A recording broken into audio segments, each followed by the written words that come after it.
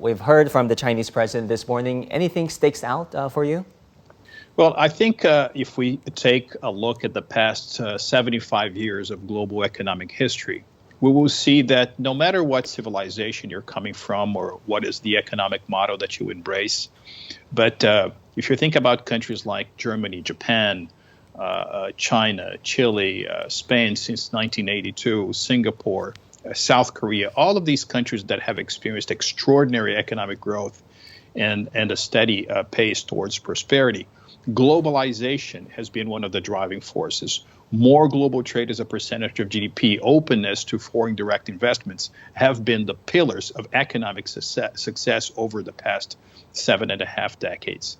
And I don't see why, say, the resurgence of the pandemic or geopolitical tensions or even global inflation that has picked up in recent years should be a way to create an alternative to more globalization, to more international cooperation, to increased flows of investment. So keeping the economy, the global economy open is to keep the global economy going. So if this message is broadcast and embraced by countries even in difficult times, such as the one that we're living in, then I think we have a much better chance of achieving economic success.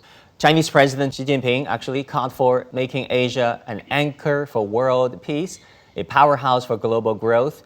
How do you see that happening?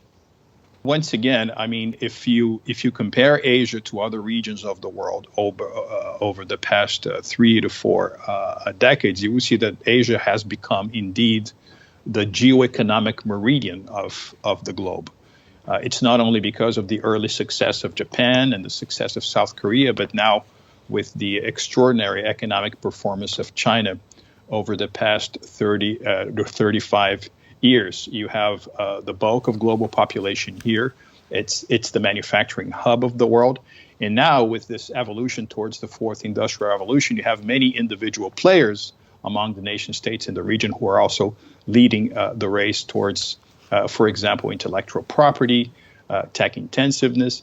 And this may actually mean a very good news for the rest of the world. I take, for example, the region where I'm from, which is Latin America. As Asia rises, some of the traditional comparative advantages of Latin America stand out in the production of food, in the production of those goods that are going to cater to the rising population and the rising economic status for Asia. And that's why you see the levels of trade and the levels of investment going up among regions like Asia and Latin America. So I think it's actually a good piece of news and a piece of news that brings about more opportunities for other regions in the world.